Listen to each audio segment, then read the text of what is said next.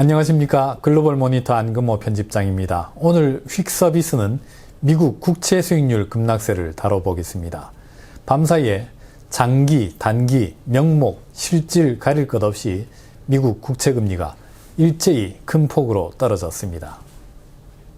미국 국채 10년물 수익률입니다. 전세계 자산 가격의 벤치마크 역할을 하는 기준 지표입니다. 밤사이에 약 6bp 떨어졌습니다. 200일 이동평균선 아래로 다시 내려섰습니다. 지난 9월 갭 상승으로 뚫어냈던 1.4% 선이 지켜지는지 봐야겠습니다. 그 다음으로는 지난 2월 갭 상승 돌파 라인 1.2% 선이 남아 있습니다. 미국 국채 중에서 만기가 가장 긴 30년물 수익률입니다. 만기가 가장 길기 때문에 인플레이션에 가장 민감합니다. 역시 밤사이에 6bp 넘게 떨어졌습니다. 모든 만기물 중에서 낙폭이 가장 컸습니다. 지난 7월 이후 최저치가 됐습니다. 200일 선이 무너진 지는 이미 오래입니다. 1.8% 선까지 붕괴된다면 연초 조지아주 상원의원 선거로 본격화했던 상승 추세를 되돌리는 것이 됩니다. 아주 의미심장한 레벨입니다. 어제 소개해드렸던 미국 30년 만기 물가연동 국채 수익률입니다. 실질금리 대용으로 쓰이죠. 밤사이에 더욱더 추락했습니다. 여전히 바닥은 알 길이 없습니다. 지지선으로 삼아 볼 만한 전례가 없습니다. 과거의 지지선은 완전히 멀어졌습니다. 미국 10년 만기 실질금리입니다. 역시 사상 최저 기록을 갈아치웠습니다. 마이너스 1.2%입니다. 미국 정부에 10년 동안 돈을 빌려줘서 이자를 받아봐야 인플레이션에 뜯기고 나면은 매년 1.2%씩 원금의 실질 가치가 사라진다는 의미입니다.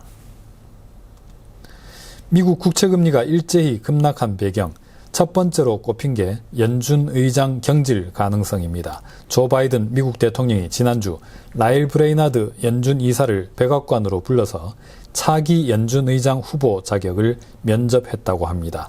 상원의 일부 진보 진영 의원들이 파월에 반대하는 입장이었는데 백악관 역시 그 가능성을 제기했다고 블룸버그가 전했습니다.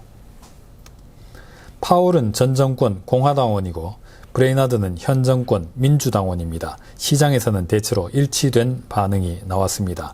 의장이 교체된다면 누가 되든 간에 더 낮은 금리를 더 오래 제공하는 비둘기 정책을 쓸 것이다.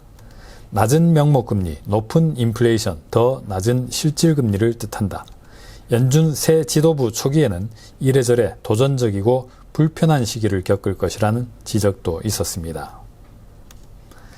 밤사이 미국 금리 급락세를 야기한 또 하나의 배경입니다. 중국 인민해방군이 타이완 해협을 향해서 초계 임무를 수행했다는 소식이 지정학적 긴장감을 유발했습니다.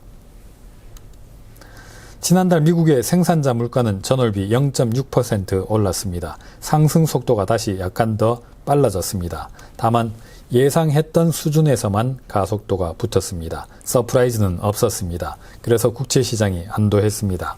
금리가 떨어진 배경 가운데 하나입니다. 금리가 급락한 또 하나의 배경, 숏 스퀴즈입니다.